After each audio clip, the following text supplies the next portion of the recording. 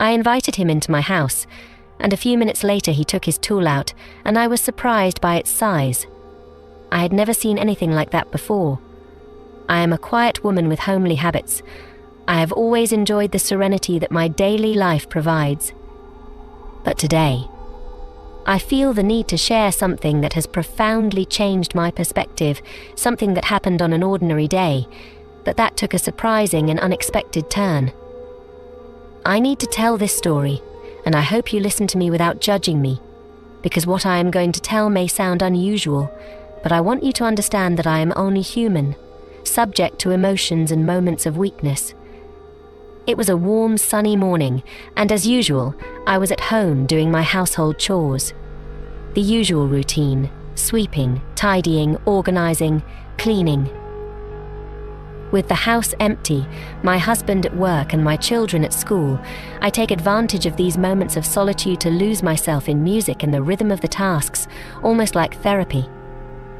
I like to turn up the volume on the music, dance while I move furniture, and let the music lull me while I get rid of the dust and clutter.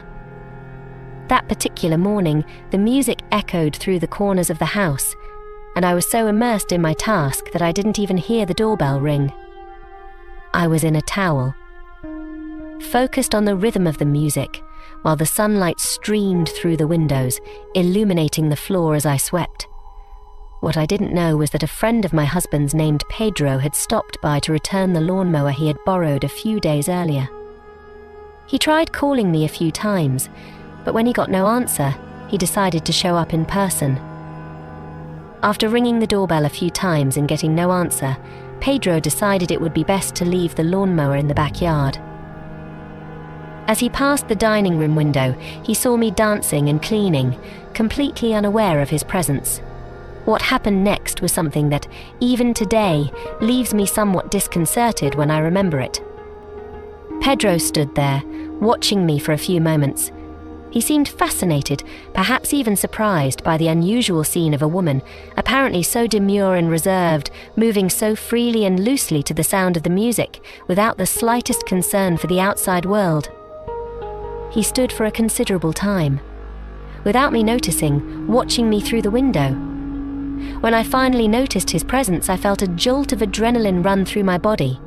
My heart raced, and my first reaction was to cover myself with my hands, as if that would be enough to hide the situation. I was dressed in light casual clothes, appropriate for cleaning the house, but at that moment I felt exposed, vulnerable, as if he had seen something that was only mine, a part of me that I don't usually show to anyone. I quickly put on a nightgown and, still a little nervous, went out to the backyard, where Pedro was standing next to the lawnmower. "Pedro, what were you doing at the window?" I asked, trying to keep my tone casual, but my voice betrayed the discomfort I felt. He smiled a little awkwardly and explained that he had come to return the lawnmower and that, since he had not received a response, he had decided to leave it in the yard. He mentioned that when he saw movement inside the house. He was intrigued, wondering if there might be an intruder, so he decided to watch to make sure everything was okay. Although his explanation made sense, there was something about the way he looked at me that left me feeling disconcerted. I joked, trying to break the ice, "You looked like a burglar spying on me through the window." He laughed, but his laugh seemed nervous, almost as if he were trying to disguise the tension of the moment. Then he suggested that we get a drink to cool off, since the morning heat was really stifling. I agreed, somewhat unsure of what to do next, and invited him in. Inside the house, I offered him a glass of orange juice, and he sat down on the couch, still with that slightly disconcerting smile on his face. As he drank, he commented on how much fun it seemed to me to be so relaxed, so different from the image he had of me, a woman who was always so calm, quiet, almost distant.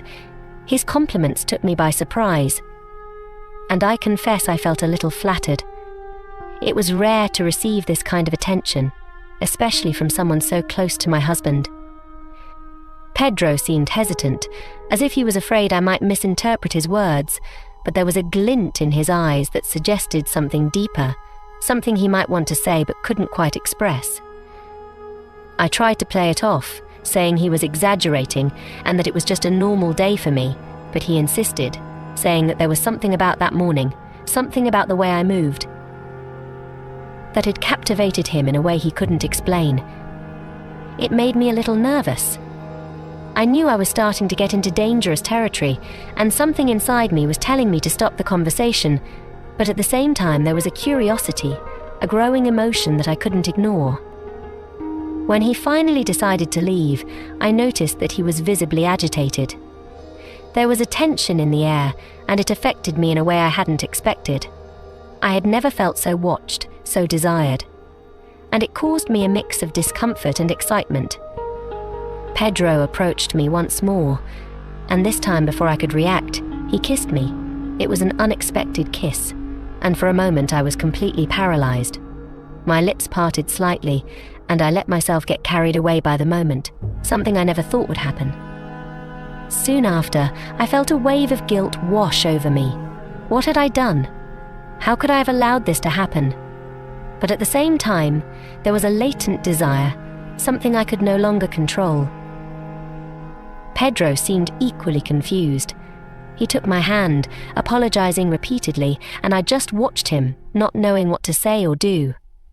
He knelt in front of me, asking for forgiveness, and in that moment, everything seemed so surreal.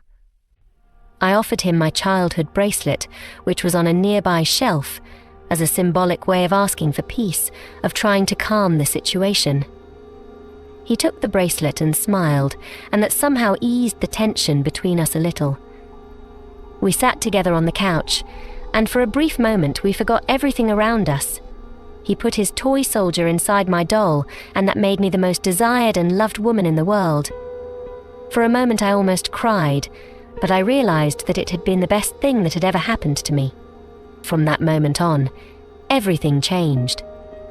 Dormant for so long, I never thought I could feel so alive, so connected to another person, especially someone who wasn't my husband. But there we were, Pedro and I, engaged in a game that somehow transcended the simple act of playing. It was as if we were exploring a new dimension, discovering a world that had always been there, but that I had never noticed. As time went by, I realized that I was more involved than I ever thought I would be. I felt like we were getting closer, and it scared me, but at the same time it fascinated me. When he finally got up to leave, I knew something had changed forever. I knew that somehow that day would mark a turning point in my life, something that could never be ignored again. We hugged goodbye, and as he walked out the door, I felt a pang of regret, but also a deep desire to relive it. It was as if a part of me had been awakened, a part one hadn't known existed, and now that it had been revealed, it could no longer be ignored. After that day, I kept thinking about everything that had happened. It was as if a new door had opened before me, and I was about to walk through it. After Pedro walked out the door, an uncomfortable silence settled over the house. The sound of the music, which had previously filled the room with joy and rhythm, now seemed to echo distantly, almost like a reminder that something inside me had changed. I sat on the couch, still a little dazed, trying to process everything that had happened. The heat of Pedro's kiss was still present on my lips, and guilt began to envelop me like a thick fog. What had I done? How could I have let myself get carried away like this? I looked around, trying to find some normality in the usual chaos of the house, but everything seemed different, almost as if the world around me had changed perspective. The guilt mixed with a strange feeling of excitement, something that deeply disconcerted me. My mind raced, trying to find justifications, reasons for what had just happened. It was a moment of weakness, I thought. It was the heat, the music, the loneliness, but I knew I was trying to fool myself. What had happened between Pedro and me was not just a coincidence or a momentary slip-up. There was something deeper, something that had been building invisibly, and now it was right in front of me, impossible to ignore. For a moment I thought about telling my husband everything, but the very idea made me shudder. How could I explain the inexplicable? How could I reveal that, in a moment of carelessness, I had let myself be carried away by a wave of emotion that I had not even known existed? I knew that telling him would not only destroy the trust we had, but it would also forever change the way he saw me. And I wasn't ready to deal with that. I wasn't ready to face the consequences of what had happened. In the days that followed, I tried to get back to my routine. I cleaned the house, took care of the kids, smiled at my husband as if nothing had changed.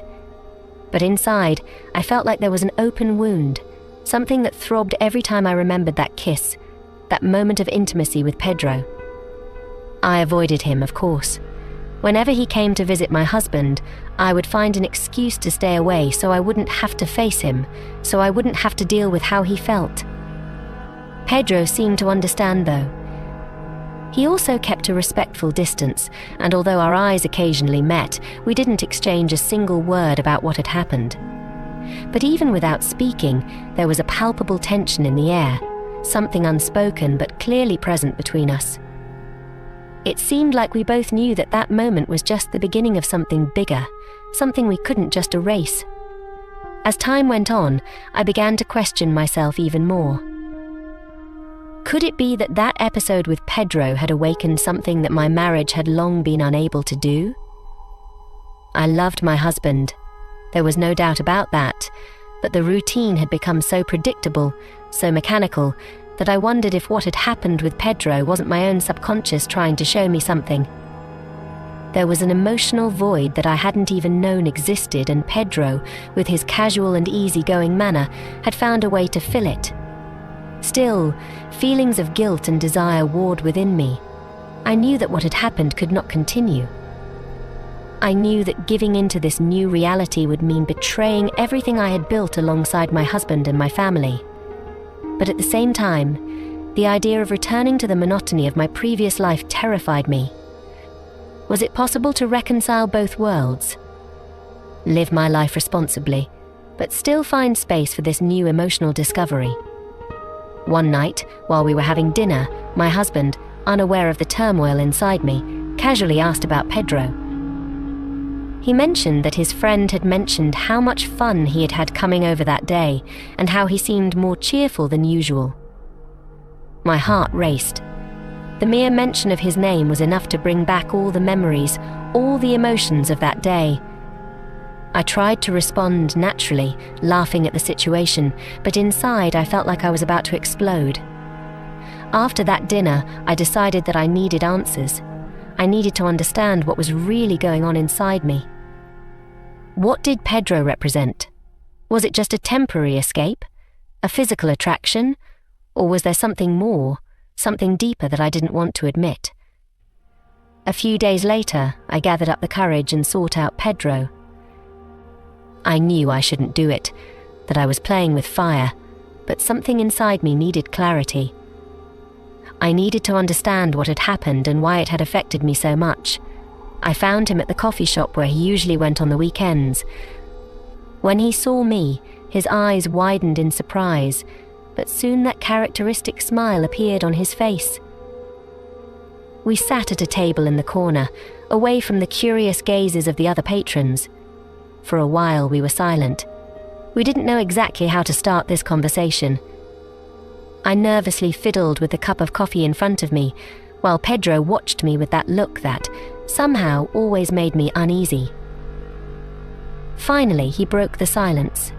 "Are you okay?" he asked. His voice was soft, but there was a tone of concern. I took a deep breath, trying to find the right words. "Pedro, we need to talk about what happened that day." He nodded, as if he had already expected it. "I know it was unexpected," he said, "and I don't want you to think I was trying to." Before he could finish, I interrupted him. "No, Pedro. I'm not here to blame you. I'm here because I need to understand what that meant. For me and for you." He was silent for a few moments, clearly thinking about his answer. To be honest, I don't know exactly what to say. It was a moment, an impulse, but I can't deny that since then, I haven't been able to stop thinking about you. His words hit me like a wave. I knew there was something there, something that wasn't just physical. Pedro was being honest, and that made things even more complicated. I've been thinking about it a lot too, I confessed. But we can't go on like this. I have a family, a husband. I can't just throw all that away.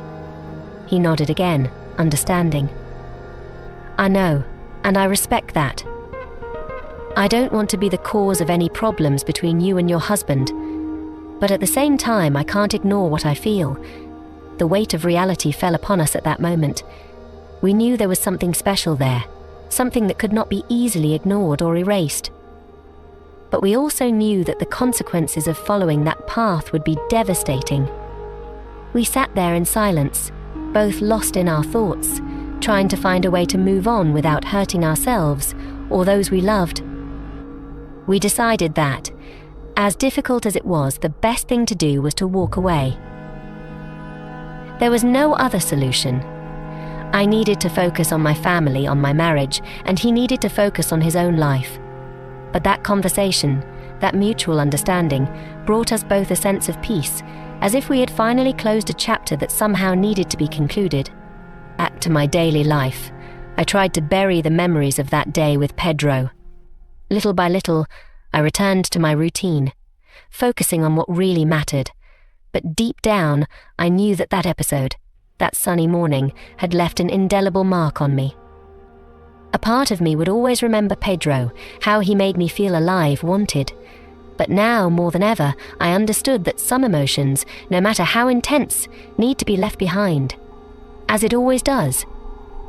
My marriage continued, and I worked hard to strengthen the bonds with my husband, trying to rediscover what united us, what made us partners,